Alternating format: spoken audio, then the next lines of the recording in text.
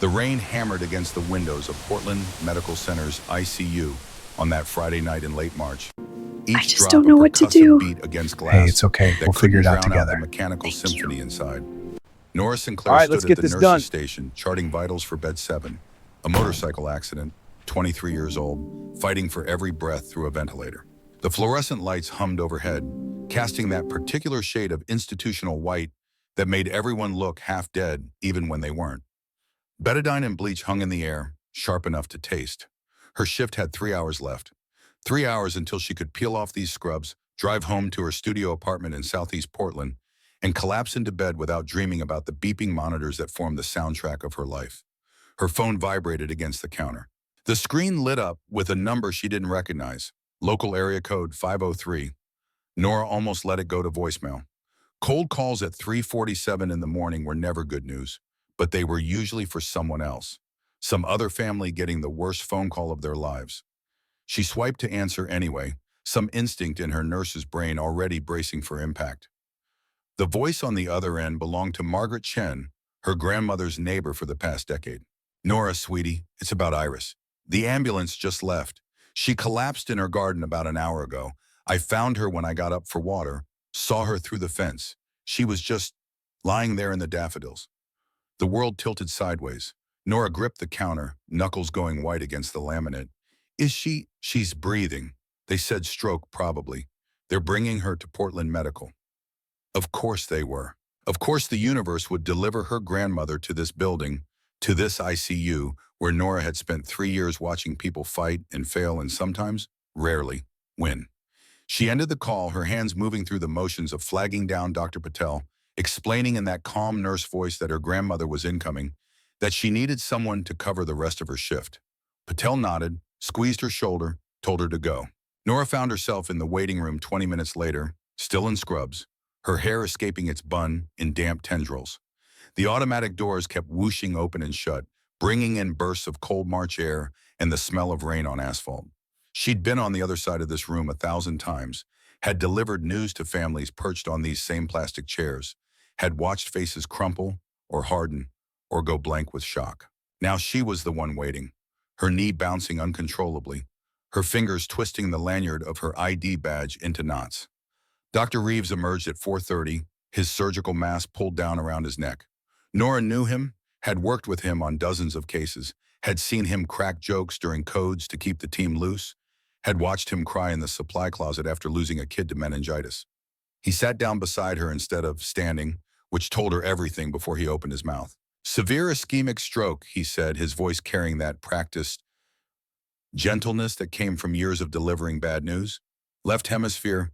We've stabilized her, but Nora, the damage is significant. She's going to need intensive rehabilitation. 6 to 9 months minimum, possibly longer. Speech therapy, physical therapy, occupational therapy, the works." Nora's brain shifted into clinical mode, that useful distance that let her process information without drowning in it. Prognosis? She's 78 and otherwise healthy. That works in her favor, but this wasn't a minor event. She'll recover some function, maybe most of it with aggressive therapy, but it's going to be a long road. The word that mattered came later when they were discussing discharge planning and Reeves mentioned the cost. Medicare would cover $85,000. The remaining $135,000 would fall to Nora, speech pathologists and physical therapists and occupational specialists who charge $200 an hour, skilled nursing facilities that billed by the day, equipment and medications, and follow-up appointments that accumulated like snow in a blizzard. Nora had $18,000 in savings. She'd been building it slowly, 29 years old and finally getting ahead after paying off nursing school loans. After years of living on ramen and thrift store clothes and bikes instead of cars, 18,000 against a 135,000 deficit. The math didn't work. The math would never work. She sat with her grandmother in the ICU as dawn broke over Portland, pale spring light filtering through the blinds. Iris Sinclair lay motionless except for the steady rise and fall of her chest. Oxygen cannula in her nose, IV line in her left arm. Her face had collapsed on one side, the left corner of her mouth dragging downward, her left eyelid drooping. But her right eye tracked Nora when she moved, and when Nora took her right hand, warm, papery skin over bird bone fingers, Iris squeezed back. Weak, but present. "I've got you, Gran," Nora whispered, her throat tight. "I'm going to figure this out." She had no idea how, but she would. She had to. Saturday morning arrived with the kind of crystalline clarity that followed heavy rain, the sky scrubbed clean and painfully blue. Nora drove to her grandmother's house in Alberta Arts District, that Victorian cottage with its turret and gingerbread trim that Iris had bought in 1972 for $18,000, and that was now worth $700,000 in Portland's insane real estate market. The garden looked like a crime scene, yellow police tape still fluttering around the area where Iris had fallen. Daffodils bloomed in cheerful yellow clusters, indifferent to tragedy. Inside, the house smelled like lavender sachets and old books. Nora stood in the living room looking at 78 years of accumulated life. The paintings Iris had collected from local artists, the shelves crammed with first editions and book club selections, the antique furniture that had belonged to Nora's great-grandparents. Her grandfather's workshop tools still hung in the basement, perfectly organized even 15 years after his death. Wallace Sinclair had been a master craftsman, a furniture maker whose pieces occasionally showed up in estate sales with price tags that made Nora's eyes water. The oak wardrobe in the corner caught her attention. She'd grown up with that piece, had hidden inside it as a child, had traced her fingers over the figured walnut panels and the hand-cut dovetails that joined the corners with mathematical precision. Wallace had made it in 1965, one of his early masterworks. Nora pulled out her phone and started searching. Antique furniture, Portland, estate buyers, woodworkers who might appreciate what this piece represented. One name kept appearing in forums and reviews: Brennan and Son Woodworks, master craftsman, specialization in restoration and custom furniture, family business going back 3 generations. Their shop was in Mississippi District, not far from here. Nora called the number listed, half expecting voicemail on a Saturday morning. A man answered on the 3rd ring. "Brennan Woodworks." His voice was deep, rough-edged, like he'd been sanding something dusty and had forgotten to clear his throat. Nora explained about the wardrobe, about needing it appraised and possibly sold quickly. The man, he didn't offer a name, said he could come by in an hour if she was available. She gave him the address and hung up, her hands shaking slightly. She'd lived in this house from age 10 to 18, after her mother died and her father couldn't cope with single parenthood. Iris had taken her in without hesitation, had raised her with firm hands and fierce love, had paid for SAT prep and college applications and the deposit on Nora's first apartment. Selling off pieces of her grandmother's life felt like betrayal, but the alternative was watching Iris languish in some underfunded rehab facility where they'd give up on her after the insurance money ran out. The doorbell rang at exactly 10 o'clock. Nora opened it to find a man who didn't match the voice, or rather, matched it too well. He was tall, easily 6'2", with shoulders that spoke of years hauling lumber and operating machinery. Dark hair, shot through with gray at the temples despite him looking only late 30s. Brown eyes that cataloged everything in quick, assessing sweeps. He wore jeans gone soft with age, work boots scarred by dropped tools and spilled varnish, a flannel shirt rolled to his elbows exposing forearms mapped with old scars and sawdust pale tan lines. He smelled like cedar and polyurethane, like he'd walked straight out of his workshop without bothering to clean up. "Wyatt Brennan, he said, extending a hand calloused enough that Nora felt it through her palm when they shook. "You called about the Wallace Sinclair piece?" She blinked. "How did you—" "Your address. Wallace lived here for 40 years. My grandfather Fletcher worked with him in the 60s and 70s. This house is legendary in the Portland woodworking community." He stepped inside without waiting for invitation, his attention already locked on the wardrobe across the room. He moved toward it like it was magnetic north, his fingers hovering over the surface without quite touching. "Jesus, I've seen photos of this piece, but in person?" He knelt, examining the joinery at the base, then stood and opened the doors to inspect the interior construction. His hands were steady, reverent, the way Nora had seen surgeons handle delicate tissue during operations. Finally, he stepped back, shaking his head slightly. "This is museum-quality work. Figured walnut, probably harvested from a single tree to get the grain match this perfect. See how the pattern flows across all 4 panels? That's not luck. That's Wallace spending weeks selecting the right boards, planning the layout. These dovetails," he traced a finger along the corner joints. "Hand cut, no machines, you can see the tiny variations that prove it. Late hand tool period, before he switched to power equipment in the 70s. Nora found herself watching his face instead of the furniture. He looked at the wardrobe the way she'd seen people look at newborn babies, with wonder and something close to grief. I need to sell it, she said, the words scraping her throat. Quickly. What's it worth? Wyatt pulled out his phone, took several photos, consulted something on the screen. Market value for a Wallace Sinclair piece in this condition, this quality? 12,000, maybe 15 if you found the right collector. But that could take months. He looked at her directly for the first time since arriving, his gaze uncomfortably perceptive. You said quickly. How quickly? Now, today, this week at the latest. He studied her for a long moment. Nora felt evaluated, measured, the way nurses sized up a patient's true condition beneath what they claimed. Whatever he saw made him pull out his phone again, tapping through what looked like a banking app. I'll give you 20,000 cash. I can have it transferred to your account in the next hour, and I'll arrange pickup tomorrow. Nora's breath caught. That's above market value. Why would you? Because Wallace Sinclair taught my grandfather everything he knew about furniture making. Because Fletcher still talks about Wallace like he was a saint. Because this piece deserves to be somewhere it'll be valued, not flipped to some tech executive who wants a conversation piece.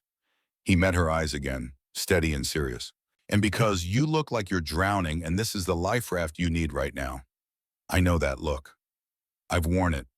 The tears came before she could stop them, hot and humiliating. Nora turned away, swiping at her face with the back of her hand. 20,000 wouldn't cover the whole gap, but it was a start. It was breathing room. It was hope, however fragile. I'm sorry, she managed, her voice thick. My grandmother had a stroke yesterday. She's in ICU at Portland Medical. The bills, she couldn't finish the sentence.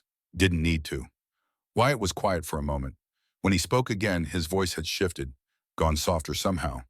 Portland Medical, ICU, what floor? Fourth. 3 years ago, my wife died there. Ovarian cancer, stage 4. 18 months from diagnosis to... He stopped, cleared his throat. The night nurses on that floor are saints. There was one in particular. Brown hair. Always wore it in a bun. She sang to Claire when the pain got bad. 2 in the morning, 3 in the morning, didn't matter. She'd sit there and sing Moon River until Claire fell asleep. Nora's hands went cold. She remembered Claire Brennan, 32 years old, blonde hair falling out in patches from chemo, a husband who looked gutted every time he walked through the door. Nora had sung to her because nothing else helped, because morphine could only do so much, because sometimes people just needed to hear another human voice telling them they weren't alone in the dark. That was you, Wyatt said, not a question. You were Claire's nurse. She nodded, not trusting her voice. Then let me pay this forward. The wardrobe's worth it, and you gave my wife something I couldn't. Peace at the end. We're even. But they weren't, and Nora knew it. This was charity wrapped in transaction, kindness disguised as business. She should refuse. She'd built her entire adult life on self-sufficiency, on never owing anyone, on being the one who helped rather than the one who needed help. Pride was a luxury, though, and her grandmother needed her more than Nora needed her dignity intact. Okay, she whispered, thank you. Wyatt pulled out a checkbook, actual paper checks like he existed in some previous decade, and wrote out $20,000 in careful block letters.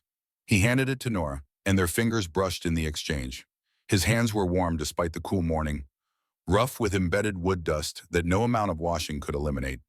I'll arrange pickup tomorrow afternoon, he said. Will someone be here? I'll make sure of it. He nodded, then paused at the door. Your grandmother, Iris, you said? She's tough if she's made it this far. Give her a fighting chance. Don't let the insurance companies decide her fate. Then he was gone, his truck rumbling to life outside and pulling away down the street. Nora stood in the empty living room, holding a check for more money than she'd ever possessed at one time, feeling like she'd just survived a natural disaster and couldn't quite process what had happened. The check cleared by noon. Nora spent the afternoon at the hospital, talking to social workers and case managers about post-acute care options. Iris had been moved to a regular room, her condition stable enough that they'd pulled her off the ICU rotation. She still couldn't speak clearly, her words coming out slurred and tangled, but she could communicate yes and no with hand squeezes. When Nora explained about selling the wardrobe, Iris squeezed twice, yes, do it, and pulled Nora's hand to her chest in what might have been gratitude or resignation or both. Saturday evening found Nora back at the house, boxing up her grandmother's garden tools and sorting through medical paperwork. Her phone rang at 6:15. Wyatt Brennan's number appeared on the screen. I know this is going to sound strange, he said when she answered. No preamble or small talk. But I have a proposition for you. Can I come by? It's easier to explain in person. Nora's nursing instincts kicked in, the ones that had kept her safe through years of working night shifts in rough neighborhoods, that could read danger in body language and vocal inflections. Wyatt Brennan pinged none of her warning systems. If anything, he radiated a kind of exhausted sincerity, like a man who'd run out of energy for deception. Okay, she said. I'm at my grandmother's house. He arrived 20 minutes later, carrying a manila folder that he set on the kitchen table without opening. Nora made coffee because it gave her hands something to do, and they sat across from each other in the breakfast nook where she'd eaten 10,000 meals as a teenager. My grandfather Fletcher is 82, Wyatt began, wrapping his hands around the coffee mug like he needed the warmth. He raised me after my parents died when I was 8. Taught me everything about woodworking, about running a business, about being a decent human. 4 months ago, he slipped on ice and fractured his hip. Surgery went fine, but the recovery's been hell. He's stubborn as a mule, refuses to go to a nursing home, and he's driven away 5 professional caregivers since December. Nora had a feeling she knew where this was going. What happened to the 5th one? He threw oatmeal at her, literally picked up the bowl and hurled it at her head when she tried to help him get dressed. She quit on the spot, and I can't blame her. Wyatt ran a hand through his hair, leaving it standing up in dark spikes. I work 12-hour days trying to keep the business running. I can't be there for physical therapy appointments, medication management, all the daily living assistance he needs. I've been looking for a live-in caregiver, someone with actual medical training who can handle a cranky old man with boundary issues. He slid the folder across the table. Nora opened it to find a typed contract, 3 pages of legal language that boiled down to a simple proposition. 6 months of live-in care for Fletcher Brennan in exchange for a salary of $135,000, with $67,500 paid up front and the remainder distributed in monthly installments. Housing provided, meals included, health insurance covered. The number punched the air from Nora's lungs. $135,000. The exact amount she needed for her grandmother's care, down to the thousand. She couldn't find words. This is too much. Live-in caregivers don't make this kind of money. Live-in caregivers who are ICU trained registered nurses do, Wyatt countered, especially ones willing to deal with a patient who's actively hostile to help. I've run the numbers. I've interviewed agencies. This is market rate, Nora. Maybe slightly above, but not charity. But it was, and they both knew it. This was Wyatt Brennan looking at a stranger's crisis and deciding to solve it in a way that let her keep her pride. Nora's first instinct was to refuse, to thank him politely and show him the door. Her second instinct was to cry. Her third instinct, the one that won, was to think about her grandmother lying in that hospital bed with half her face paralyzed and her future dependent on Nora's ability to pay for the care that might restore her. Wait, Mom. The question came out rawer than she'd intended. You don't know me. For all you know, I'm a terrible nurse who will neglect your grandfather. You sang to my dying wife at 3 a.m, Wyatt said quietly. You held her hand when she was terrified. You treated her like she mattered, like she was more than just another terminal patient taking up a bed. That tells me everything I need to know about what kind of nurse you are. He leaned forward, his eyes dark and serious. This isn't charity, Nora. I need help. You need money. It's a fair exchange. 6 months of your time for 6 months of salary. At the end, we're square, and you can walk away. The contract had a start date, Monday, March 27th, 2 days from now. The living situation was spelled out in detail.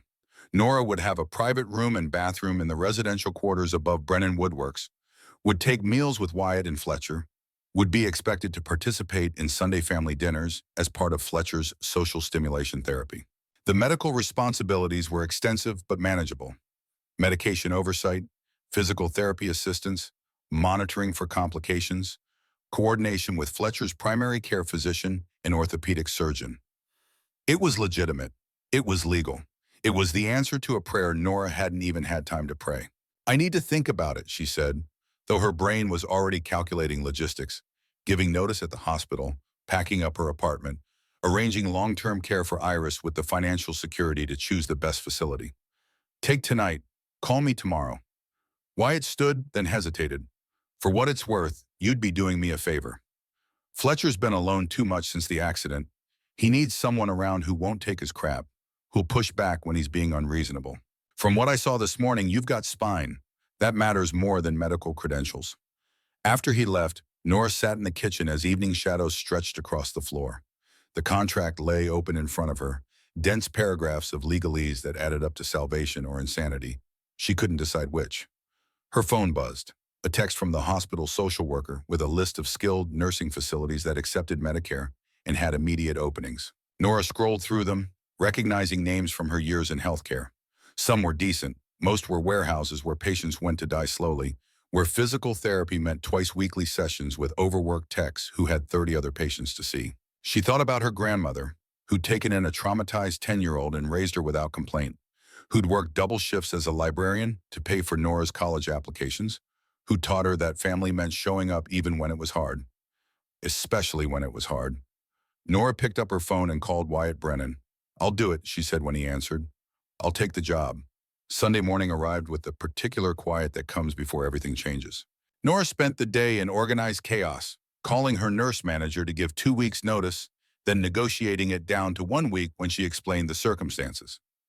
Packing her studio apartment into boxes, most of which would go into storage since she'd be living at Brennan Woodworks for the next 6 months. Visiting Iris, who was alert enough now to understand when Nora explained the plan. Her grandmother's right hand found Nora's and squeezed hard, her eyes wet with tears she couldn't wipe away herself.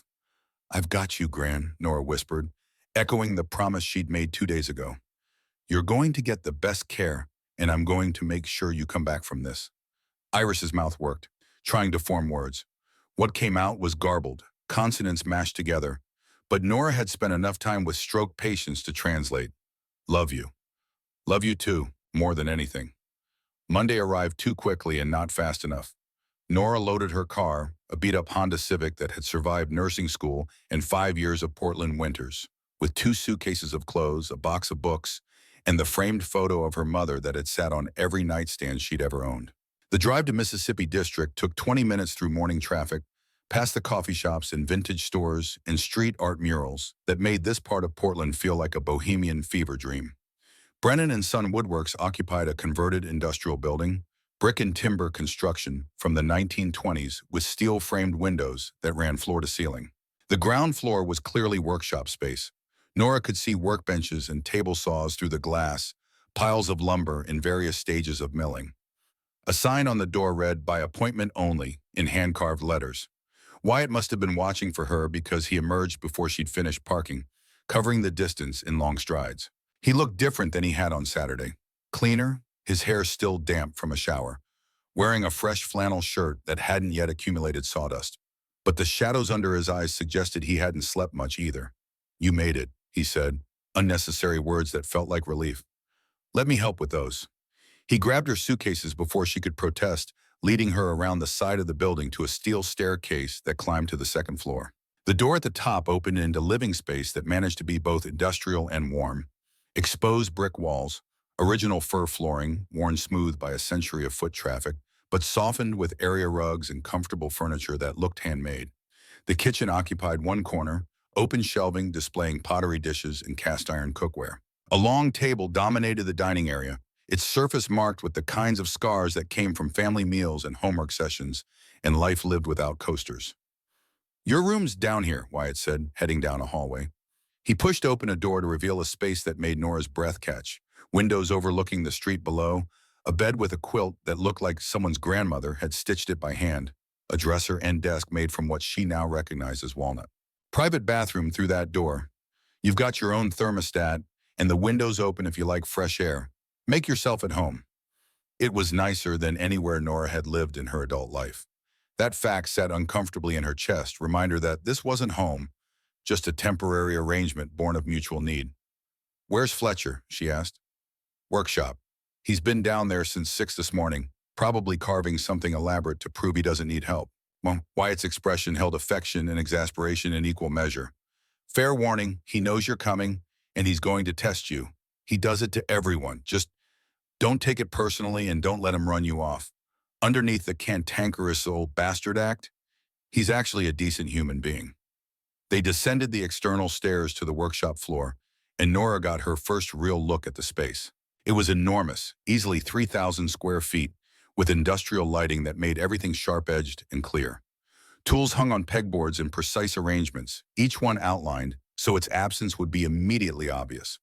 Half-finished furniture pieces occupied various stations, a dining table in the clamping stage, chairs awaiting upholstery, a massive bookshelf being assembled with what looked like hundreds of individual components. And in the corner near the windows, sitting in a wheelchair with a scrap of wood and a carving knife, was Fletcher Brennan.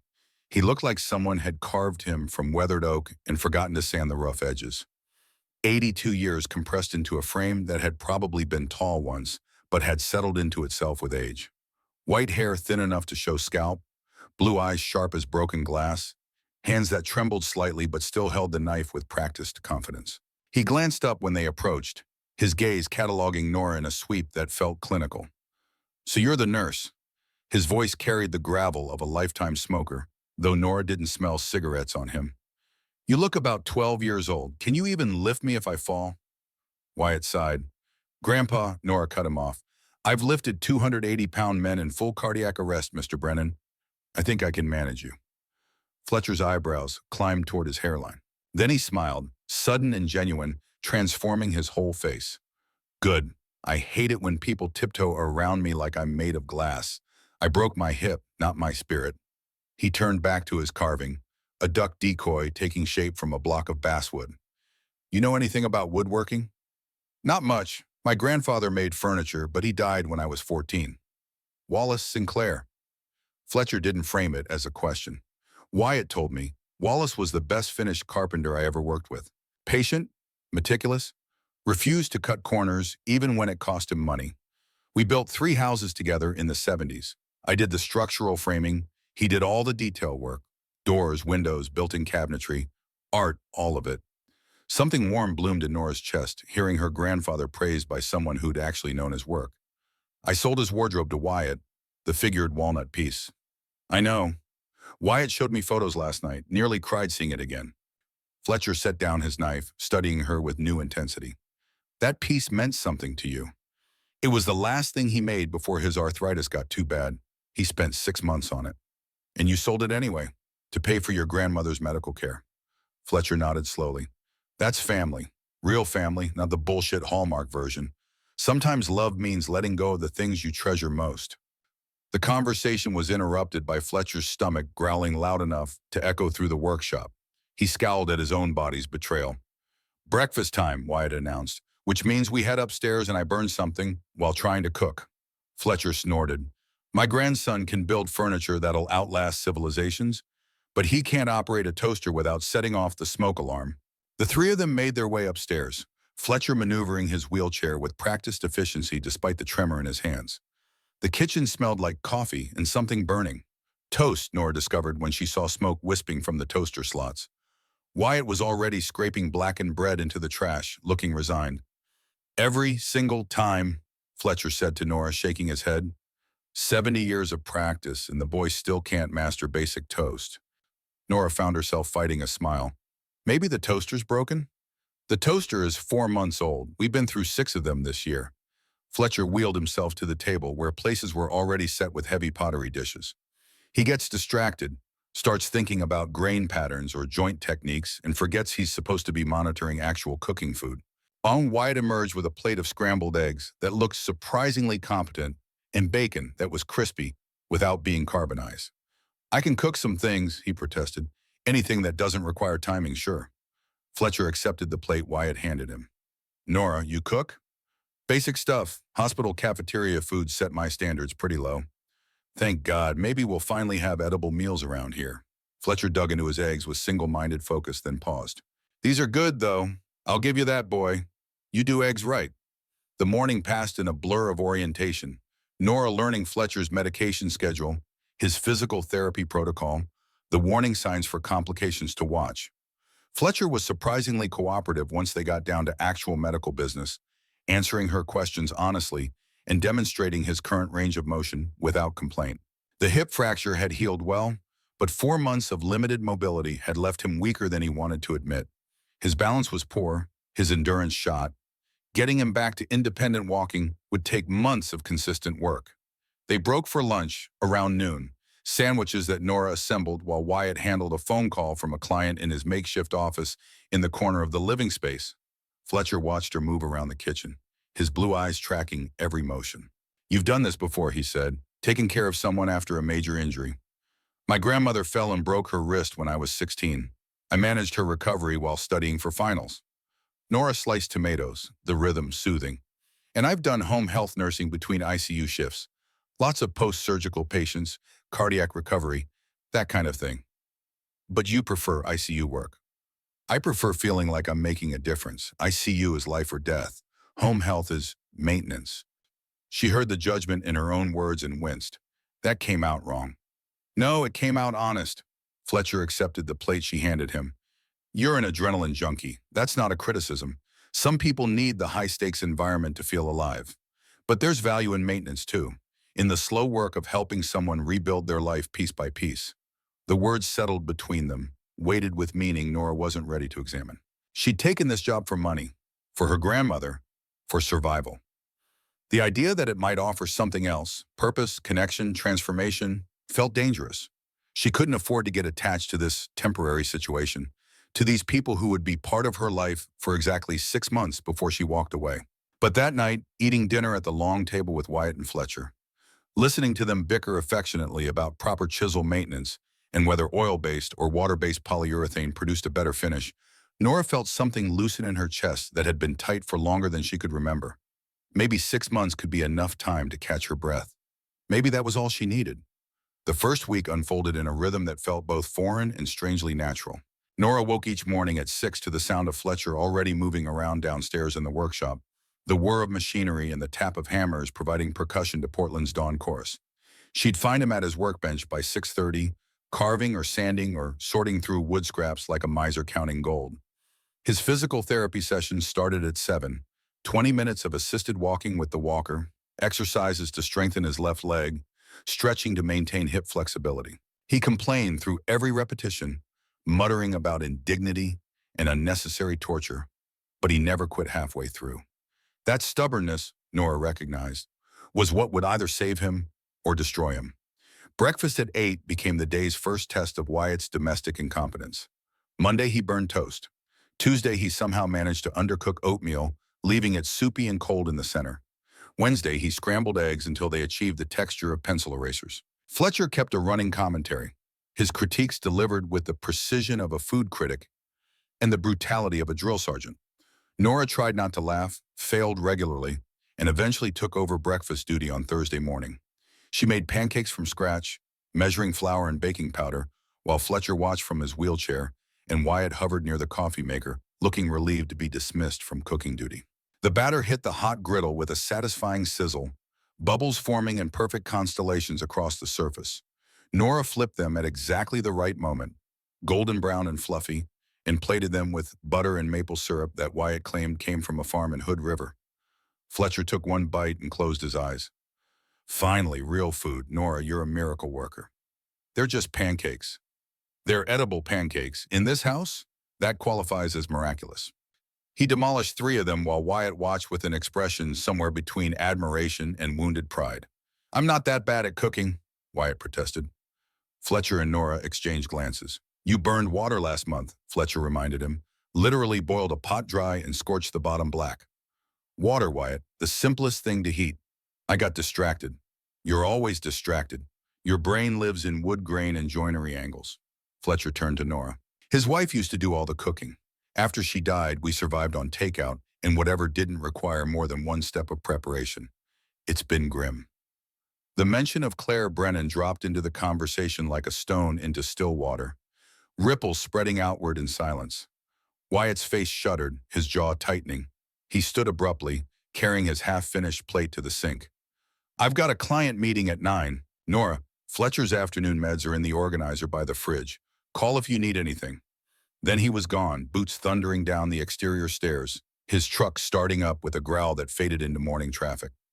Fletcher watched him go, sadness settling into the lines of his face. 3 years and he still can't hear her name without running. Grief's like that sometimes. Doesn't fade so much as calcify, turns into something you carry in your bones. He pushed his plate away, appetite apparently vanished. Claire was fire and chaos. Loved her like a daughter, but Lord, those two fought like wildcats, passionate about everything, their fights, their reconciliations, their whole damn marriage. When she got sick, Wyatt tried to fix it the way he fixes broken furniture. Researched every treatment, every trial, spent half their savings on specialists. She died anyway, and he's been punishing himself ever since for not being able to save her. Nora began clearing dishes, needing the busy work to process this glimpse into Wyatt Brennan's interior landscape. She'd known he was a widower, had seen the grief in his eyes that first day at her grandmother's house. But grief came in infinite variations, and Fletcher was describing the kind that ate people from the inside out. Is that why he hired me? Some kind of penance? He hired you because you were kind to his wife, and because you need help, and because my grandson, underneath all that emotional constipation, is a good man who sees people drowning and throws them life preservers. Fletcher's blue eyes pinned her. But yeah, there's probably some penance mixed in there too. He feels guilty about everything. Claire's death, my accident, the fact that he can't be in two places at once. Hiring you lets him check a box, pretend he's handling things. Don't take it personally. But how could she not take it personally when she was living in Wyatt's home, eating his food, occupying space in his daily life? The professional distance Nora tried to maintain kept eroding under the weight of proximity and Fletcher's unsettling perceptiveness, and the way Wyatt looked at her sometimes when he thought she wasn't paying attention, like he was trying to solve an equation that didn't quite balance. The days developed their own architecture. Mornings belonged to Fletcher's care. Medications, exercises, meals, the slow rebuilding of strength and independence.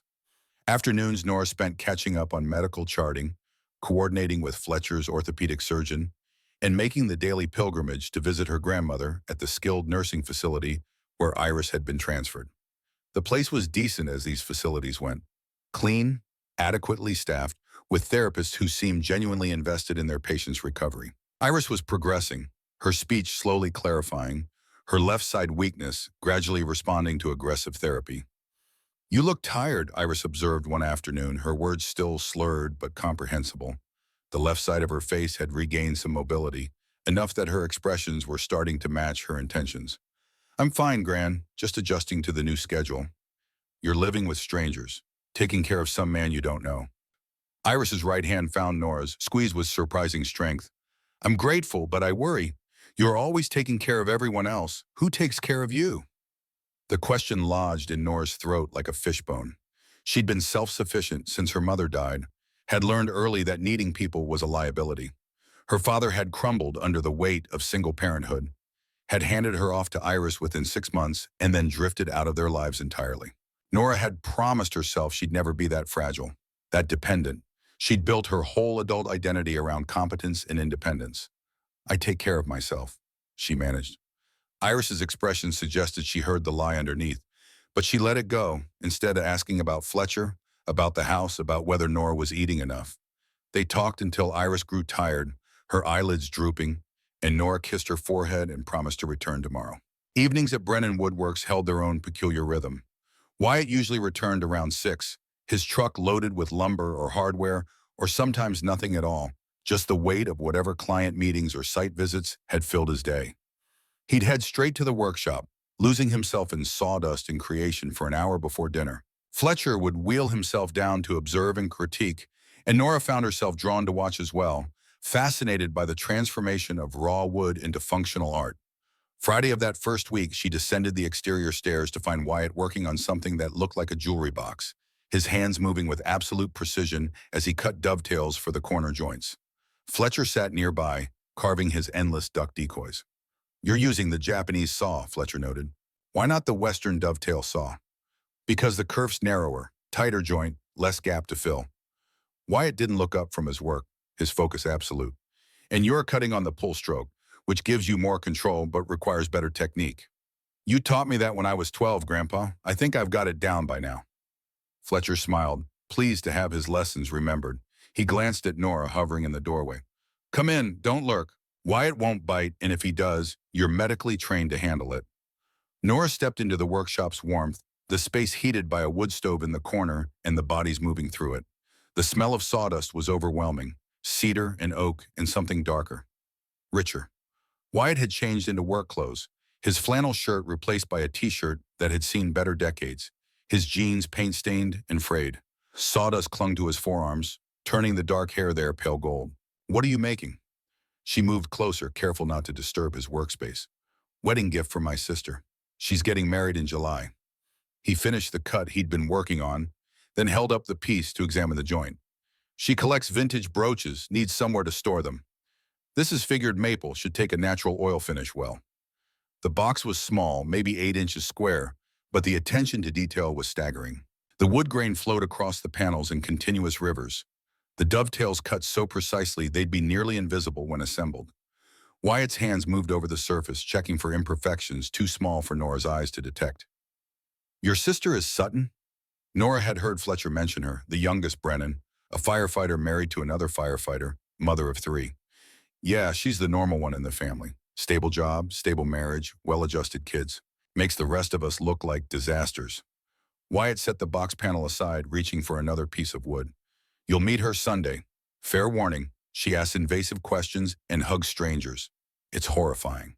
Fletcher laughed, raspy and delighted. Sutton's going to love Nora. 2 competent women in a family of emotionally stunted men.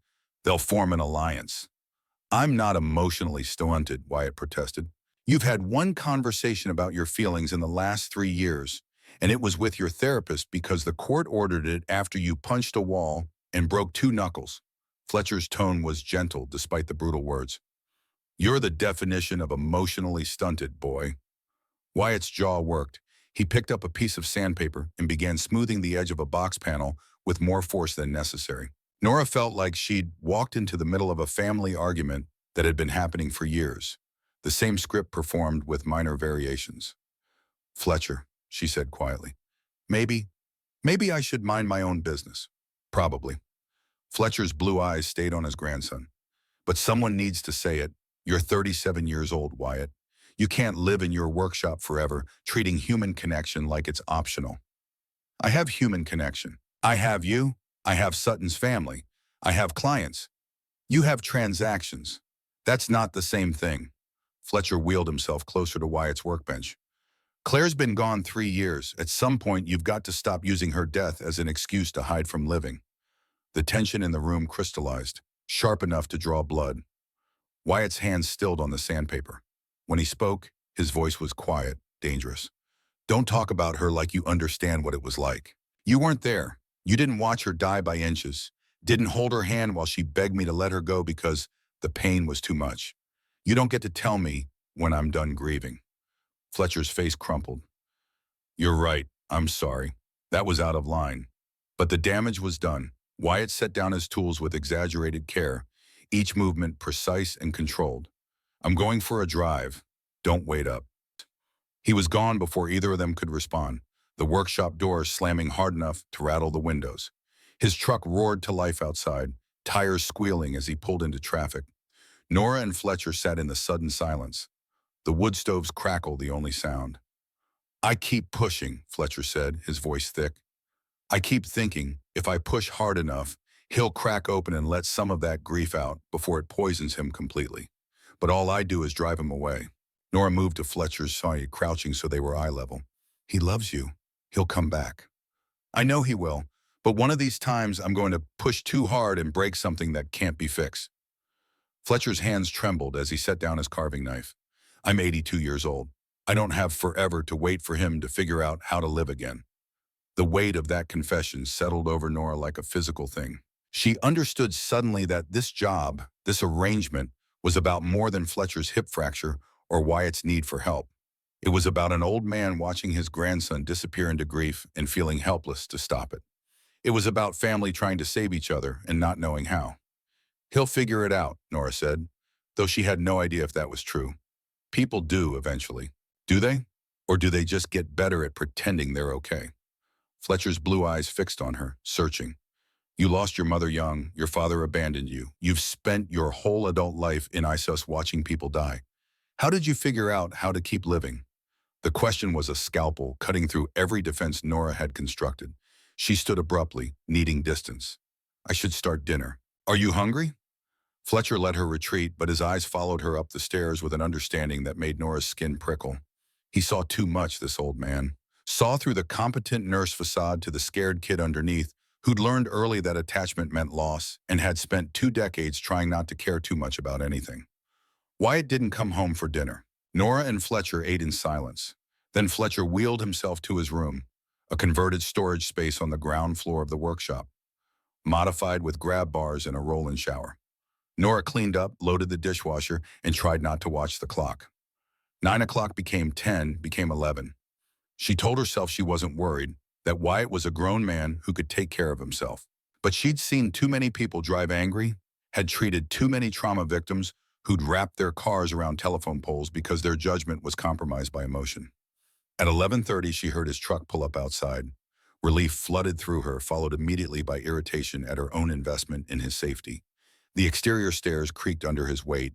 The door opened and Wyatt stepped inside, his hair disheveled, his face drawn. He stopped when he saw Nora on the couch, pretending to read a book she hadn't absorbed a single word of. "You waited up." Not quite a question. "I wanted to make sure you got home safely. I'm not your responsibility." But he said it without heat, his anger apparently burned out somewhere between here and wherever he'd driven. "Actually, you kind of are. Your grandfather needs you functional, which means I have a professional interest in you not wrapping your truck around a tree." Nora set down the book. "Are you okay?" "I'm fine." That's what everyone says when they're not fine. Wyatt crossed to the kitchen, poured himself a glass of water from the tap. He drank it standing at the sink, his back to her. "Fletcher means well. He always means well. But he doesn't understand that some things can't be fixed with good intentions and pushy questions." "He's scared," Nora offered. "He's 82 and he can see his mortality coming. He wants to know you'll be okay when he's gone." "I'll be fine when he's gone because I've had practice at being alone." Wyatt set down the glass with a sharp click. "My parents died in a car accident when I was 8. Drunk driver crossed the center line, killed them instantly. Fletcher raised me, taught me everything I know about woodworking and life. Then I met Claire, thought I'd finally built something permanent. She died too. Everything I love eventually gets taken away. So forgive me if I'm not eager to sign up for another round of attachment and loss." The words hung in the air between them, raw and honest, and more than Nora had bargained for. She'd wanted to help, to offer comfort the way she did with patients and their families. But this wasn't a professional relationship, despite what the contract said. This was messier, more complicated, shot through with needs neither of them was willing to name. "I'm sorry," she said, inadequate syllables that never helped anyone but had to be offered anyway. "For what you've lost, for what Fletcher said, for staying up and making you feel like you had to explain yourself." Wyatt turned to face her, his eyes dark and unreadable. "You didn't make me feel anything. I just—" He stopped, running a hand through his hair in a gesture she was learning meant frustration. "You're easy to talk to, too easy, it's dangerous." "Why is it dangerous?" "Because I hired you to take care of my grandfather, not to fix my broken pieces. And if I start leaning on you, start depending on you, then what happens in 6 months when the contract ends and you leave? I'll have to learn how to be alone all over again, and I'm tired of that lesson." Nora understood then with sudden clarity why Wyatt had structured their arrangement so carefully. The formal contract, the specific timeline, the professional boundaries he tried so hard to maintain. He was protecting himself against the inevitable loss, building walls before he could accidentally care too much. "I'm not going anywhere for 6 months," she said. "That's a long time. Maybe you could let yourself have something stable for that long without worrying about what comes after." "And what if 6 months isn't enough? What if I get used to having you here, having someone to talk to who isn't my grandfather or my sister's kids?" His voice dropped, went rough. "What if I start looking forward to your footsteps on the stairs, to your pancakes in the morning, to the way you laugh at Fletcher's terrible jokes? What do I do with that when you're gone?" The question felt like a confession and a warning and a plea all at once. Nora should have responded with something professional, should have reinforced the boundaries between employer and employee, caregiver and client's family. Instead, she found herself saying what she'd been thinking since that first day in her grandmother's house. What if we just take it one day at a time and stop trying to protect ourselves from futures that might never happen? Wyatt stared at her for a long moment. Then he nodded just once and walked past her down the hallway to his room. His door closed with a quiet click, leaving Nora alone in the living room with her racing heart and the uncomfortable realization that she was in danger of caring about these people far more than her self-preservation would recommend. Sunday arrived with the particular chaos that only family gatherings could generate. Fletcher had been talking about Sunday dinner all week, his excitement building like a kid approaching Christmas. Sutton and her family always came, along with Fletcher's sister Josephine and Wyatt's father Cal. Sometimes cousins appeared, or old friends from the woodworking community, or random neighbors who'd been absorbed into the Brennan orbit. The head count was flexible, the only constant being noise and food, and Fletcher holding court at the head of a table he'd built 40 years ago. The dinner was at Fletcher's cottage, 2 blocks from the workshop. Wyatt drove them over at 4 o'clock, Fletcher's wheelchair loaded in the truck bed. The cottage was a classic Portland craftsman, wood siding painted sage green, wide front porch with a swing, established garden still shaking off winter dormancy. Inside smelled like roasting meat and cinnamon, warm and welcoming in a way that made Nora's chest ache with something like homesickness. A woman who could only be Sutton Brennan exploded out of the kitchen, arms already extended for a hug. She was Wyatt's opposite in every way. Compact where he was tall, blonde where he was dark, radiating chaotic energy where he projected controlled calm. She wrapped Nora in an embrace that lifted her slightly off her feet. "You must be Nora. Fletcher's been raving about you all week. Says you actually got him to do his exercises without threatening bodily harm, which is basically miraculous." Sutton released her, stepping back to conduct a frank assessment. "You look normal. That's a relief." Wyatt's last girlfriend was a disaster. Vegan yoga instructor who tried to get him to meditate instead of work through his feelings. Lasted about 6 weeks before she decided he was emotionally unavailable. "Sutton," Wyatt's voice carried a warning. "Nora's not my girlfriend. She's Fletcher's nurse." "Right, sure. The incredibly attractive woman living in your house is totally just an employee. That's definitely what's happening here." Sutton winked at Nora. "Come meet everyone else before my brother dies of embarrassment." The cottage filled quickly with Brennans and their associated partners and offspring. Josephine turned out to be a retired fourth-grade teacher with Fletcher's sharp eyes and a gentler manner, her questions probing but kind. Cal Brennan was a quiet man who looked like an older, softer version of Wyatt, his grief for his late wife still visible in the careful way he moved through the world. Sutton's husband Marcus was built like a linebacker and talked like a philosophy professor, his hands constantly tracking their 3 children, twin girls of 7 and a boy of 5, as they ricocheted through the house at maximum velocity. Dinner itself was a production. Josephine had been cooking since early morning, producing a pot roast that fell apart at the touch of a fork, mashed potatoes whipped with enough butter and cream to constitute a cardiac event, green beans cooked with bacon and onions, and fresh-baked rolls that steamed when broken open. The table could seat 12 if everyone squeezed, which they did, plates overlapping and elbows bumping, and conversations layering over each other in cacophony. Fletcher presided from the head of the table, his wheelchair positioned where a chair would normally go, his face bright with contentment. He raised his glass of red wine, doctor-approved 1 glass on special occasions, and the table quieted. "To family, Bayer," he said, his voice carrying surprising strength. "Blood and chosen both. To Nora, who's put up with my nonsense for a whole week without fleeing into the night. And to this moment right here, all of us together, because we never know how many more we'll get." The toast was answered with a chorus of agreement, glasses clinking, and then the meal dissolved into organized chaos. Food passed in multiple directions. The twins argued about whether their green beans touched their potatoes. Josephine asked Nora about her nursing background, her grandmother's recovery, her plans after the 6-month contract ended. Nora answered carefully, maintaining the professional distance she knew was important, even as Sutton kept shooting her knowing looks across the table. After the main course came apple pie. 5 of them, Josephine's specialty, the crust so flaky it shattered at the first touch of a fork. Nora accepted a slice with vanilla ice cream and took a bite that transported her directly to every autumn memory she'd ever had, every moment of safety and warmth and home. "This is incredible," she managed around the mouthful. "Family recipe," Josephine explained. "My mother taught me, I taught Sutton." Fletcher refuses to learn because he says baking is too precise for his temperament. "Baking is chemistry pretending to be cooking," Fletcher grumbled. "Give me a nice roast any day. Can't mess up meat." "You absolutely can mess up meat," Wyatt countered. "Remember Thanksgiving 2019? Fletcher winced.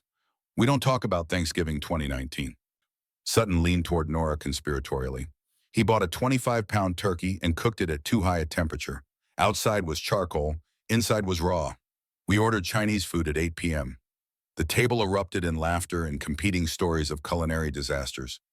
Nora found herself relaxing into the warmth of it, the casual affection and gentle mockery that characterized families who genuinely liked each other. She'd had this once with her mother and grandmother, Sunday dinners that felt like anchors in the chaos of weekly life.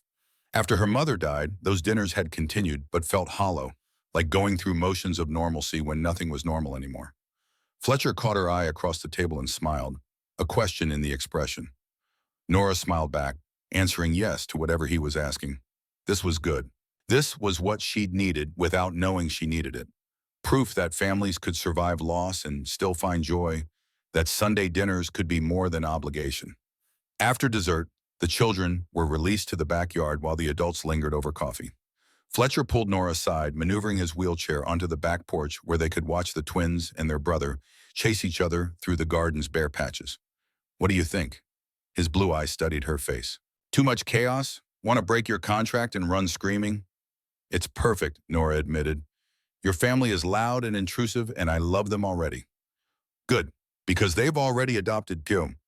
Josephine's planning to teach you her pie recipe next Sunday, and Sutton wants your number so she can text you embarrassing stories about Wyatt. Fletcher's smile faded slightly. They need this, you know. New blood, new energy. We've all been so careful with each other since Claire died, tiptoeing around Wyatt's grief, pretending everything's fine when it's not. You're shaking things up just by existing here. It's healthy. I'm not trying to fix anything. I'm just doing my job. The best healing happens when nobody's trying to force it. Fletcher's hand found hers, his grip still strong despite the tremor. I'm going to ask you something, and I want you to be honest. Why nursing? What made you choose to spend your life taking care of strangers? The question reached into Nora's chest and squeezed. She looked out at the garden, at the children playing, anywhere but at Fletcher's too perceptive face. My mother died when I was 10. Breast cancer. 18 months from diagnosis to, the word wouldn't come. It never did. The hospice nurses who took care of her at the end, they were saints. They held her hand when she was screaming from pain. They sang to her when she couldn't sleep. They made her last days bearable for all of us. I wanted to be that person for other families. I wanted to give back what those nurses gave us. Fletcher was quiet for a long moment. When Nora finally looked at him, his eyes were wet. My wife Constance died the same way. 1998. Breast cancer. Those nurses. I've never forgotten their kindness. How they treated her like she mattered, like she was more than just another dying patient. Everyone matters, Nora said. The conviction she'd built her career on.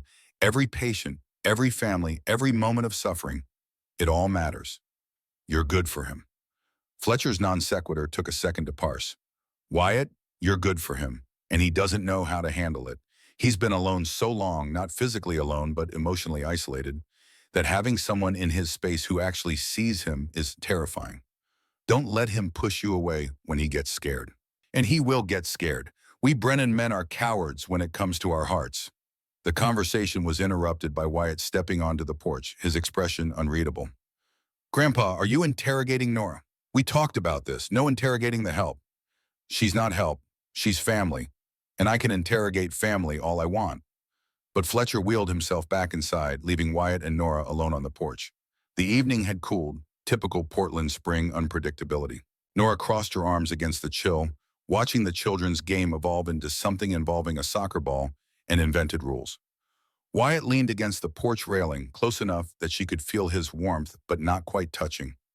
I'm sorry about my family. They're a lot. They're wonderful. Nora meant it. You're lucky to have them. I know. He was quiet for a moment then. Claire hated these dinners. Too loud, too chaotic, too many people demanding her attention. She'd make excuses, stay home, leave me to field questions about why my wife couldn't be bothered to show up. It was one of the things we fought about constantly. Nora didn't know what to say to that, so she said nothing. Just listen, the way she'd learned to do with patients who needed to talk more than they needed solutions. You fit here, Wyatt continued, his voice low. In one dinner, you've integrated yourself into my family in a way Claire never managed in 5 years of marriage. He stopped, searching for words. It's unsettling. In a good way maybe, but still unsettling. I can be less friendly if that would help maintain professional boundaries. He laughed, surprised and genuine. Please don't. I like watching Grandpa light up when you walk into a room. I like how Sutton's already planning to make you her best friend. He cut himself off, but the unfinished sentence hung between them, heavy with implication. Nora's heart was doing something complicated in her chest, a rhythm that felt dangerous. She should step back, reinforce those boundaries. remind both of them that this was temporary and transactional. Instead, she found herself asking what she really wanted to know. "What do you like, Wyatt?" He turned to face her fully, his dark eyes searching hers in the porch light. "I like that you're here. I like that my house feels less and empty. I like that you make terrible jokes at breakfast and laugh at Fletcher's worse ones. I like—" His hand came up, hovering near her face but not quite touching, as if he was fighting the impulse. "I like you, and that's terrifying because in 6 months you'll be gone and I'll have to go back to empty rooms and burn toast and pretending I'm fine alone." 6 months is a long time, Nora heard herself say, echoing her words from Friday night. "Maybe you could let yourself enjoy it while it's here." "I don't know how to do that without getting attached. And I can't survive getting attached to someone else who's going to leave." "I'm not Claire." The words came out sharper than intended. "I'm not sick. I'm not dying. I'm just leaving, eventually." The unspoken truth sat between them. Wyatt's hand dropped. He stepped back, putting physical distance between them like it could protect against whatever was building in the spaces they shared. "You're right. I'm sorry. I shouldn't have. This is inappropriate. You work for me. I'm being unprofessional." "Wyatt, I need to check on something in the workshop. Tell Grandpa I'll be back to drive you both home in an hour." He was gone before she could respond, disappearing into the gathering dusk. Nora stood alone on the porch, her heart still doing that complicated rhythm, her mind spinning through the conversation trying to identify where she'd stepped wrong. But maybe there was no right step here. Maybe the whole situation was a minefield, and they'd been lucky to navigate this far without detonating something. Inside, Fletcher was holding court in his favorite chair, the twins curled up on either side of him, while he told them a story about the time he and their great-great-grandfather built a house in 3 weeks during a record-breaking heat wave in 1976. Josephine caught Nora's eye and patted the couch beside her. "And that's the sit. Tell me about your grandmother." "Fletcher mentioned she's recovering from a stroke?" Nora sank into the cushions, grateful for a safe topic. She talked about Iris, about the progress she was making, about the skilled nursing facility, and the therapists who were helping her relearn how to form words clearly and use her left arm effectively. Josephine listened with the focused attention of someone who'd spent decades teaching children, asking clarifying questions and offering encouragement. "You're doing a good thing, taking care of Fletcher so you can take care of her. That kind of sacrifice, it's love in action. Don't underestimate how hard it is or how much it matters." Josephine's hand found Nora's, squeezed gently. "And don't underestimate how much you matter to this family already. We needed someone to shake us out of our careful patterns. You're doing that just by being yourself." The words settled into Nora's chest, warm and uncomfortable.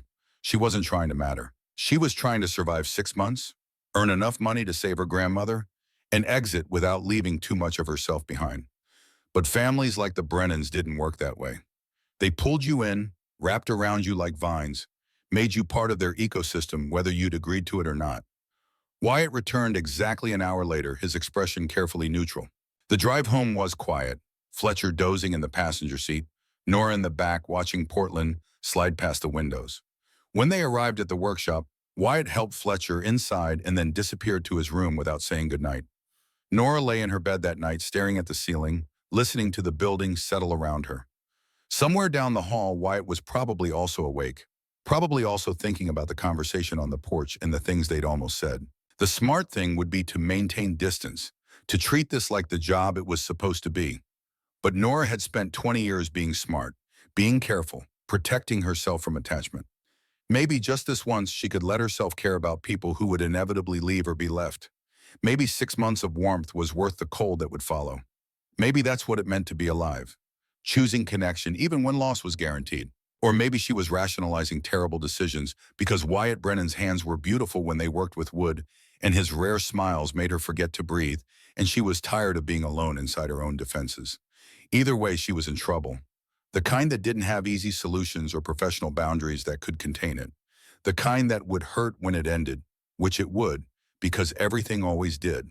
But for now, in this moment, lying in a comfortable bed in a house that smelled like sawdust and coffee, listening to the sounds of people who cared about each other breathing in nearby rooms, Nora let herself feel something other than careful. She let herself feel hope, fragile and dangerous as spring ice. Tomorrow she'd rebuild her walls. Tonight she'd let herself imagine what 6 months of this could mean. The third week arrived with unexpected spring heat, Portland shedding its rain-soaked skin for 3 days of relentless sunshine that turned the workshop into a sauna by mid-afternoon. Fletcher insisted on continuing his physical therapy despite the temperature, his stubbornness manifesting as sweat-soaked determination. Nora pushed him through 20 laps with the walker around the workshop floor, both of them breathing hard by the end, the air thick enough to drink. Wyatt had been distant since Sunday dinner, polite but careful, maintaining the professional boundaries he'd claimed they needed. He arrived home later each evening, his truck loaded with new projects that kept him occupied until midnight. Nora told herself it was fine, that distance was healthy, that she didn't miss the easy conversations they'd started to build. She was lying, but lies were sometimes necessary for survival. Thursday afternoon, she was helping Fletcher with stretches when her phone rang, a Portland number she didn't recognize. She answered to find herself talking to Leonard Sinclair, her uncle by blood, if not by any meaningful definition of family. She hadn't heard his voice in 18 years, not since her mother's funeral, when he and his wife Vivian had made vague promises about staying in touch that evaporated within weeks. Leonard's voice oozed false warmth, the practiced sincerity of someone about to ask for money. "Nora, sweetheart, I know it's been too long. Vivian and I have been thinking about your grandmother. We heard about her stroke. Terrible thing, we want to help." Every nursing instinct Nora possessed started screaming warnings. "How did you hear about Grand's stroke?" Margaret Chen mentioned it at the grocery store. "You know how Portland is? Everyone knows everyone." A pause that felt calculated. "Vivian and I were discussing Iris's situation. Medical bills must be astronomical. We want to do the right thing here." The right thing. Nora's hands tightened on her phone hard enough to hurt. Fletcher was watching her now, his blue eyes sharp with concern. She turned away, needing privacy for whatever was coming. "What exactly are you proposing, Uncle Leonard?" "Well, there's the house. That Victorian in Alberta Arts. It's got to be worth close to $1 million in this market. If we sold it, the proceeds could cover Iris's care for years. Of course, as her only living blood relatives, Vivian and I would need to be involved in the financial decisions. We're thinking a three-way split, you, us, and Iris's medical expenses. Fair to everyone." The audacity stole Nora's breath. They'd ignored her grandmother for nearly 2 decades, had never sent birthday cards, or made phone calls, or acknowledged that Iris existed except as an obligation they'd successfully dodged. Now they wanted to swoop in and claim a third of her grandmother's estate before she was even dead. "Grand's still alive, Leonard, and she has a will. I'm the executor and sole beneficiary. You and Vivian have no legal claim to anything." The warmth in Leonard's voice curdled into something harder. "Now, Nora, don't be hasty. Vivian and I are reasonable people, but if we have to get lawyers involved, well, there are questions about whether you're really acting in Iris's best interest. Living with some man you barely know, taking money from strangers, could look like you're taking advantage of a vulnerable, elderly woman for personal gain." The threat was clear as glass. Nora's vision tunneled, rage and fear mixing into something caustic. "Get lawyers if you want. Grand's will is ironclad, and her mind is perfectly sound. You'll lose, and you'll waste money you probably don't have." "We'll see about that. Expect to hear from our attorney."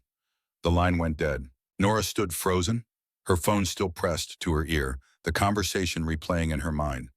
Fletcher wheeled over, his face creased with worry. "What happened? You look like someone threatened to burn down the building." She explained, the words tumbling out in angry bursts. Leonard and Vivian's scheme, the implicit threat about her living situation with Wyatt, the cruelty of vultures circling before their prey was even cold. Fletcher's expression darkened with each sentence, his jaw setting in a way that made him look decades younger and considerably more dangerous. Those parasites, going after a stroke victim's money while she's fighting to recover. He pulled out his phone, fingers moving with surprising dexterity. "I'm calling Arnold Westbrook. He's handled my legal work for 40 years. If your uncle wants a fight, we'll give him one he'll regret." "Fletcher, I can't ask you to—" "You're not asking. I'm offering. Family protects family, and you're family now, whether you planned on it or not." His blue eyes pinned her. "Besides, I hate bullies. Always have. Let's make them sorry they picked this particular fight." Within an hour, Arnold Westbrook was sitting at the kitchen table, a man in his 70s with steel gray hair and the predatory patience of a career litigator. He listened to Nora's story, asked pointed questions about her grandmother's will and medical condition, and took notes in handwriting so precise it looked printed. "They have no case," he concluded. "Iris is competent, her will is valid, and you have clear power of attorney for medical decisions. but they can still make your life miserable with frivolous litigation. Let me send them a letter making our position clear. Sometimes all it takes is showing you have competent legal representation to make amateur opportunists back down. The letter went out the next day. Nora tried to focus on Fletcher's care, on the steady progress he was making, walking 50 feet now without the walker, his balance improving daily. But the anxiety sat in her stomach like spoiled food. The knowledge that Leonard and Vivian could drag this out for months could cost her thousands in legal fees even if they lost. Friday evening, Wyatt came home early for the first time in a week, his truck loaded with fresh cedar planks that perfumed the entire block. He found Nora in the kitchen attempting to bake cookies, flour everywhere, her hair escaping its bun in frustrated tendrils. The first batch sat cooling on the counter, lumpy, misshapen things that had spread too much and burned on the edges. Rough day? Wyatt surveyed the disaster zone that was usually his tidy kitchen. I can't cook. I can keep people alive through multi-organ failure, but I can't make simple chocolate chip cookies without catastrophic failure. Nora gestured at the sad specimens. Fletcher wanted homemade cookies. These look like something died on the baking sheet. A smile tugged at Wyatt's mouth, the first genuine one she'd seen from him in days. Did you cream the butter and sugar first? I mixed everything together like the recipe said. But did you cream them? Beat them until they're fluffy and pale? He moved to the bowl of remaining dough, examining it with the same attention he gave wood grain. This is too wet. You need to chill it for an hour, let the butter solidify, otherwise they'll spread everywhere. He was close now, close enough that Nora could smell sawdust and cedar on his skin, could see the fine lines at the corners of his eyes from squinting at detailed work. Her heart was doing that complicated thing again, the rhythm that signaled danger. I thought you couldn't cook. I can't cook meals, but I can bake. It's basically carpentry with food. Precise measurements, specific techniques, attention to detail. He covered the bowl with plastic wrap, slid it into the refrigerator. Give it an hour, then we'll try again. They ended up side by side at the counter, Wyatt demonstrating proper cookie scooping technique, while Nora tried not to notice how his hands moved or the way his voice softened when he was teaching. The second batch emerged perfect. Golden brown, chewy centers, crispy edges. Fletcher pronounced them the best cookies he'd eaten in years and demanded Nora make them weekly. After dinner, Nora found herself in the workshop watching Wyatt sand the jewelry box for his sister. The repetitive motion was meditative, his focus absolute. Wood dust motes floated in the lamplight like snow in a snow globe. Fletcher had already retired to his room, leaving them alone in the warm silence. Fletcher told me about your uncle. Wyatt spoke without looking up from his work. I'm sorry you're dealing with that. Arnold says they don't have a case, but that doesn't mean they won't try. People will do terrible things when money's involved, especially people who've already demonstrated they don't care about family bonds. He set down the sandpaper, examining the wood surface for imperfections. When Claire got sick, her brother tried to convince her to change her will. Said I'd remarry within a year and forget about her, that she should leave everything to her birth family. She told him to go to hell, but it poisoned our last months together. Every family gathering became a minefield. Nora moved closer, drawn by the rare glimpse into Wyatt's carefully guarded past.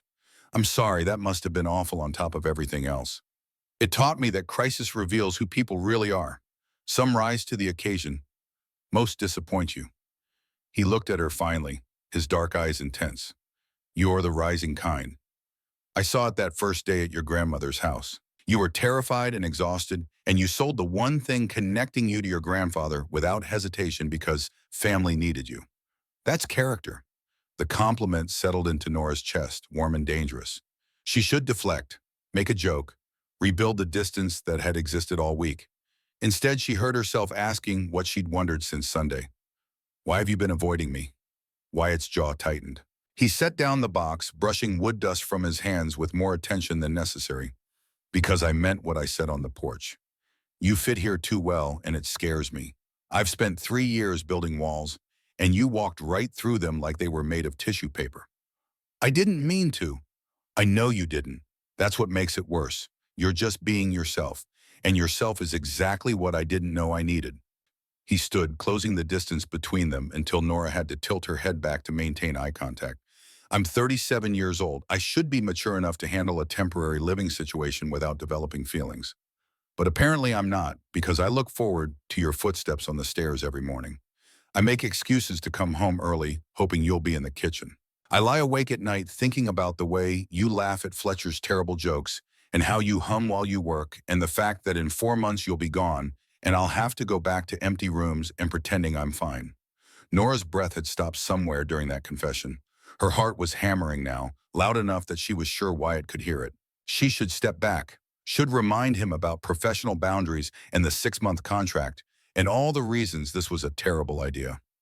Instead, she found her hand lifting, her fingers brushing the sawdust from his forearm, where it had settled like pale snow on dark earth. What if I'm not fine with empty rooms either? The words escaped before wisdom could stop them. What if I've spent 20 years protecting myself from caring too much, and you've made me forget why I thought that was necessary?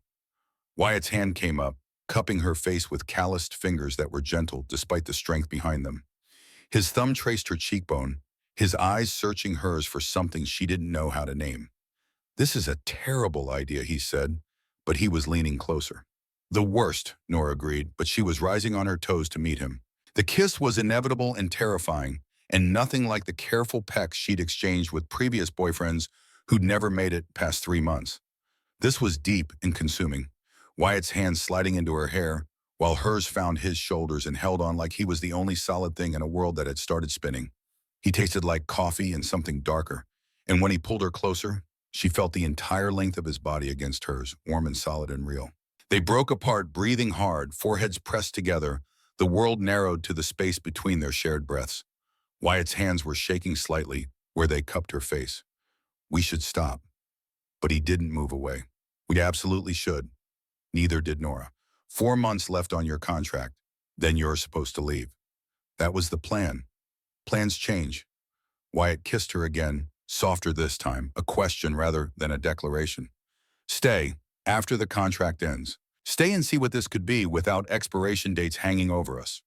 Nora wanted to say yes immediately, wanted to grab onto this offer like a lifeline, but nursing had taught her to think 3 steps ahead, to consider consequences and complications, and all the ways things could go catastrophically wrong. What if it doesn't work? What if we try and fail and then I've given up my apartment and my job and invested in something that falls apart? The fears tumbled out, each one a small betrayal of the hope trying to take root. What if you wake up one day and realize I'm not Claire and you're just trying to fill a void with someone convenient? Wyatt flinched like she'd struck him. His hands dropped from her face and the loss of contact felt like violence. Is that really what you think? That you're just convenient replacement parts for a broken life? I don't know what to think. A month ago, I didn't know you existed. Now you're asking me to restructure my entire future around possibilities and maybe in feelings that might not survive past the honeymoon phase of proximity. You're right. Wyatt stepped back, putting physical distance between them that felt like miles. I'm asking too much too fast. Forget I said anything. We'll go back to employer and employee, strictly professional. But they both knew that was impossible now. You couldn't unknow a kiss like that, couldn't unfeel the way bodies fit together, or hearts synchronize their rhythms. The workshop suddenly felt too small, the air too close. Nora mumbled something about needing sleep and fled upstairs, leaving Wyatt alone with the half-finished jewelry box and the ghost of what they'd almost allowed themselves. That night, Nora lay awake cataloging her mistakes. She'd crossed every professional boundary she'd sworn to maintain. She'd kissed her employer. She'd wanted to say yes to staying, had felt the word forming on her tongue before fear strangled it. Fear had kept her safe for 20 years, but safety was starting to feel like another word for slowly dying alone. Her phone buzzed on the nightstand, a text from Sutton Brennan despite the late hour. Wyatt just called me, unusually cryptic even for him. Did something happen? Are you okay? Do I need to come over there and knock some sense into my emotionally constipated brother? Nora stared at the message, then typed back, everything's fine, just complicated. I'll explain Sunday. Sutton's response was immediate. Complicated is Brennan code for feelings are happening and I don't know how to process them. Hang in there, he's worth the frustration, I promise. Sunday dinner felt like walking into a minefield.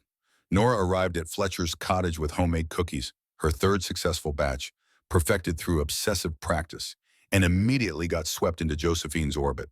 The older woman was teaching Sutton's twins how to roll pie dough, flour coating every surface within 6 feet. The kitchen smelled like cinnamon and apples, and the particular warmth of family traditions being passed down through generations. Wyatt was already there helping his father repair a loose board on the back porch. They worked in companionable silence, the kind that only came from years of mutual understanding. He'd been polite but distant when driving her and Fletcher over, his attention focused on the road with the intensity of someone avoiding eye contact. Fletcher pulled Nora aside before dinner, his wheelchair positioned on the porch where they could watch spring finally asserting itself in the garden. Daffodils bloomed in aggressive yellow clusters, defiant against the gray that characterized Portland 9 months of the year. You and Wyatt are dancing around each other like teenagers at a church social. What happened? His blue eyes were too knowing, too sharp. We kissed. He asked me to stay after the contract ends. I panicked and said terrible things about being a replacement for his dead wife. Nora delivered the confession in flat clinical language, like reporting symptoms to a consulting physician. I've ruined everything. You haven't ruined anything. You've just introduced honesty into a situation built on professional pretense. Fletcher's hand found hers, squeezed with surprising strength. Let me tell you something about my grandson. When he loves completely. Gave Claire everything, his time, his energy, his whole heart. She took it and still complained it wasn't enough because she wanted him to be something he wasn't. Her death didn't destroy him because their marriage had already done that. He's been rebuilding himself for 3 years, learning how to be whole without needing someone else to complete him. Then why does he want me to stay? Because you're not trying to complete him. You're just existing alongside him. Two whole people who happen to fit together. That's different. That's healthy. That's terrifying for someone who spent 3 years convincing himself he's fine alone. Fletcher's words settled into the spaces between Nora's ribs, reconfiguring her understanding of the past week. She'd thought Wyatt's distance was rejection or second thoughts, but maybe it was fear. The same fear that had made her push away his offer instead of examining what she actually wanted. Dinner was the usual beautiful case. Chaos, too many people, too much food, conversations layering over each other in complicated harmonies. Nora found herself seated between Josephine and one of Sutton's twins, fielding questions about her grandmother's recovery and learning far more than she needed to know about second-grade social dynamics. Across the table, Wyatt caught her eye and offered a small smile that felt like forgiveness, or maybe understanding, or maybe just acknowledgement that they were both trying to navigate impossible terrain. After the meal, while adults lingered over coffee and the children played in the backyard, Sutton cornered Nora in the kitchen under the pretense of helping with dishes. Okay, spill. What's going on with you and my brother? And don't say nothing because he's been moping all week and you look like someone who spent 3 days crying into a pillow. I haven't been crying. A lie. Nora had definitely cried Friday night. Ugly sobs that she'd muffled in her pillow so Wyatt wouldn't hear through the walls. But you're considering it, which for someone as competent as you is basically the same thing. Sutton handed her a dish to dry, her expression gentle despite the interrogation. Look, I love my brother. He's a good man who got dealt a terrible hand and responded by shutting down every emotional circuit that might lead to vulnerability. Claire did a number on him. Not her fault. Cancer doesn't care about good timing, but their marriage was already struggling before she got sick. He spent 2 years trying to save someone who didn't want to be saved, and it broke something fundamental in him. Fletcher said their marriage was difficult. Difficult is generous. They fought constantly. Claire wanted excitement, adventure, spontaneity. Wyatt wanted stability, routine, someone to build a quiet life with. They loved each other, but they weren't compatible. When she died, Wyatt convinced himself he'd failed her. Spent 3 years punishing himself for not being enough. Eden Sutton set down the dish she was washing, turning to face Nora fully. Then you showed up, kind and competent and fitting into his life like you were always supposed to be there. It's probably scaring him to death.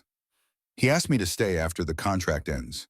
I implied he was just trying to replace Claire with convenient alternatives. Nora's face burned with shame. I was cruel. You were scared. That's different. Fear makes us say terrible things to protect ourselves from potential hurt. Sutton's hand found Nora's shoulder, squeezed. But here's what I know about you after 4 Sunday dinners. You're not cruel. You're careful. You've built walls just like Wyatt has, and dismantling them is terrifying. But some things are worth the risk of being hurt. Some people are worth letting in, even though loss is inevitable. The words lodged in Nora's chest, immediate and uncomfortable. She'd spent her entire adult life avoiding exactly the kind of vulnerability Sutton was advocating for. After her mother died and her father abandoned her, Nora had learned that loving people meant giving them power to destroy you. Better to stay surface level, to keep everyone at professional distance, to build a life around competence rather than connection. But Fletcher and Wyatt and this entire chaotic, warm family were proving that theory wrong. They'd pulled her in despite her resistance, had made her care despite her better judgment, and now she had to decide whether to lean into that or retreat back behind the walls that had kept her safe but desperately lonely.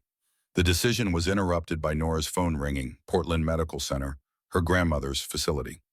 She answered with her heart already racing, nurse's instinct knowing that evening calls rarely brought good news.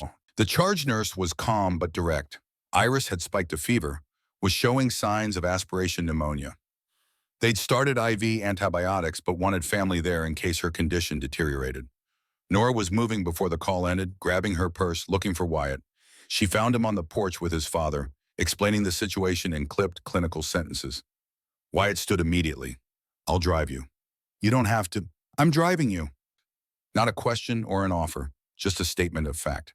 The drive to the facility took 20 minutes through Sunday evening traffic. Wyatt drove with focused intensity, his hands steady on the wheel, his presence solid and calming beside her. Nora's thoughts spiraled through worst-case scenarios: sepsis, respiratory failure, code blue in the middle of the night. She'd seen aspiration pneumonia kill stroke patients, had held families' hands while they made impossible decisions about life support and DNR orders. "She's going to be okay," Wyatt's voice cut through the spiral. "Your grandmother is tough. Fletcher talks about her sometimes. Remembers her from the old neighborhood. She used to garden in the early mornings, always had the most beautiful roses. People who build beauty like that don't give up easily." The unexpected detail broke something loose in Nora's chest. "You've never mentioned knowing about her." Fletcher didn't make the connection until last week. Iris Sinclair, Alberta Arts District, married to Wallace the furniture maker. He said she was kind to him when Constance died, brought over meals when he couldn't remember to eat, said she understood grief better than most because she'd lived through it herself. Nora thought about her grandmother, widowed at 63, losing her daughter at 71, taking in a traumatized 10-year-old and raising her alone. Iris had survived catastrophic losses and still managed to cultivate beauty, still found reasons to plant flowers each spring. That kind of resilience ran bone deep. The facility was quiet when they arrived, visiting hours technically over, but exceptions made for family emergencies. Iris looked small in the hospital bed, oxygen cannula in place, IV pump, beeping at steady rhythm. But she was awake, her eyes tracking Nora when she entered the room. The fever had her flushed, sweat dampening her hair, but she managed a weak smile with the functioning half of her face. Nora took her grandmother's hand, feeling the familiar paper-thin skin and bird-bone fragility. "Hey, Gran, heard you're trying to scare me." Iris's right hand squeezed, her mouth working to form words that came out slurred but understandable. "Takes more than a little fever to kill an old woman." Relief flooded through Nora so intensely her knees went weak. She sank into the chair beside the bed, still gripping her grandmother's hand like a lifeline. Wyatt hung back near the door, giving them privacy but not abandoning his post. The nurse, a young man Nora recognized from her ICU days, appeared with updated vitals. "Fever's coming down. Antibiotics are working. We'll monitor overnight, but I think she's turned the corner. She's stubborn as hell, this one. Refused to let us suction her without a fight. That's my Gran. Never makes anything easy. Keeps me sharp." The nurse grinned, then noticed Wyatt. "You can both stay if you want. Pull in another chair, settle in. Long nights go faster with company." They stayed. Nora sat beside her grandmother's bed, monitoring vital signs with practiced ease, while Wyatt occupied the uncomfortable visitor chair and pretended to read a magazine from 2019. Iris drifted in and out of sleep, her breathing easier as the antibiotics did their work. Around midnight, she woke fully, her eyes clear, and noticed Wyatt for the first time. "Who's your friend?" The words were clearer than Nora had heard in weeks, the speech therapy paying dividends. "This is Wyatt Brennan. I'm living with him." Nora caught herself. "I'm staying at his workshop while I take care of his grandfather Fletcher. You remember Fletcher from the neighborhood?" Recognition sparked in Iris's eyes. "Fletcher Brennan, good man, built the Murphy bed in my guest room." Her gaze sharpened, focusing on Wyatt with uncomfortable intensity. "You're the grandson, the one who lost his wife." Fletcher worried about you. Wyatt stood, moving closer to the bed. Fletcher worries about everyone. It's his primary mode of existence. Worry means love. Don't waste it. Iris's hand found Nora's, squeezed with surprising strength. This one worries too. Spends all her time taking care of everyone else, never lets anyone take care of her. Needs someone who'll insist. The implication hung heavy in the air. Nora felt her face heating, mortification warring with the urge to defend herself. But Wyatt just smiled, gentle and genuine. I'm working on it, ma'am. She's remarkably resistant to help. Stubborn, runs in the family. Iris's eyes closed again, exhaustion pulling her under. But her hands stayed wrapped around Nora's, tethering them together. The night passed in the particular timelessness of hospital vigils, hours that felt like minutes and minutes that felt like hours, punctuated by vital sign checks and medication rounds. Around 3 a.m., Nora dozed off in her chair, her head tilting at an angle that would guarantee neck pain. She woke to find herself covered with Wyatt's jacket, his warmth still clinging to the fabric. He was awake, watching the window where Portland's city lights competed with approaching dawn. You should sleep, Nora whispered, careful not to disturb her grandmother. Someone should keep watch. Might as well be me. He turned to look at her, his eyes shadowed with exhaustion but steady. I'm sorry about Friday. I pushed too hard, asked for too much. You were right to call me on it. I wasn't right. I was scared and cruel. And I hurt you because I didn't know how to handle feeling something real. The words came easier in the dark, in this liminal space between crisis and resolution. I've spent 20 years avoiding exactly this, caring about people who could leave or die or decide I'm not worth the effort. It's safer to keep everyone at arm's length. How's that working out for you? Terribly, as it turns out. I'm lonely and exhausted, and I just spent 3 days crying because I pushed away the first person in a decade who made me forget why I thought being alone was safer. Nora pulled his jacket tighter around her shoulders, breathing in cedar and sawdust and something uniquely Wyatt. I don't know if I can do what you're asking. I don't know if I can stay and build something when I'm terrified it'll fall apart. What if I'm terrified too? What if we're both scared and we try anyway? Wyatt's voice was soft, barely audible over the medical equipment's electronic symphony. I can't promise I won't screw this up. I've got 3 years of accumulated grief and a track record of choosing work over relationships. But I can promise I'll try. I can promise you matter more than empty rooms and safe distance. Nora wanted to believe him, wanted to grab onto that promise and hold on tight. But promises felt dangerous, felt like setting up expectations that life would inevitably shatter. Her mother had promised to beat the cancer. Her father had promised he'd be there for her. Both had broken those promises through no fault of their own, but the damage was done. Can we take it slow? Can we see what this is without putting pressure on timelines and outcomes?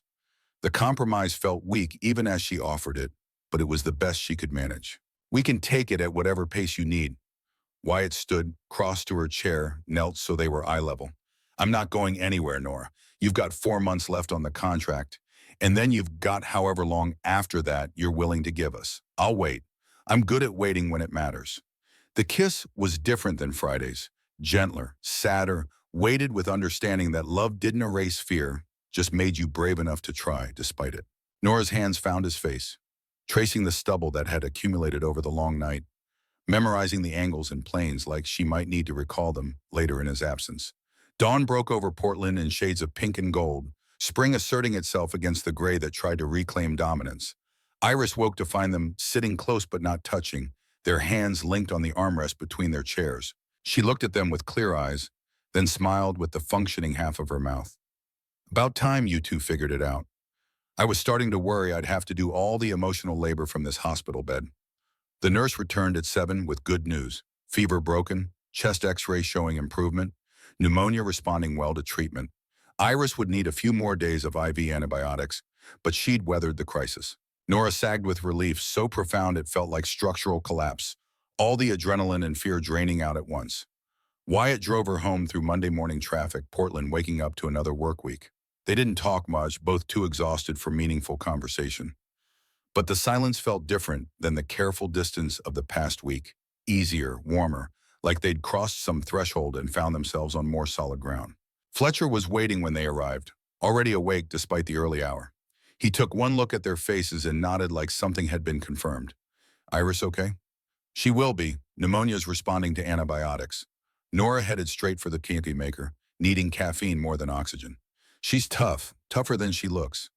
Sinclair women usually are. It's genetic. Fletcher wheeled himself to the table, his eyes moving between Nora and Wyatt with undisguised satisfaction. You two look like you've been through a war. Go sleep. I can manage my own physical therapy for one day. Nora started to protest. Fletcher's recovery depended on consistent therapy, and skipping even one day could set back his progress. But Wyatt's hand found the small of her back, warm and steady. Grandpa's right. You've been up all night. Sleep. I'll keep an eye on him. The permission to rest felt like a gift. Nora stumbled to her room, not bothering to change out of her clothes before collapsing onto the bed. She was asleep before her head fully settled into the pillow, falling into the dreamless dark that came from complete exhaustion. She woke to late afternoon sun slanting through her windows and the smell of something cooking downstairs. Her phone showed 3 p.m. She'd slept 6 hours straight.